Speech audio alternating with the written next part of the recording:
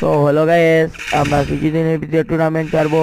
যারা যারা টুর্নামেন্টে থাকতে চান নিজের গেম আইডির নাম এবং কি ইউআইডি কমেন্ট বক্সে দিতে হবে। এবং কি মেইন বিষয়ে আসি আমরা।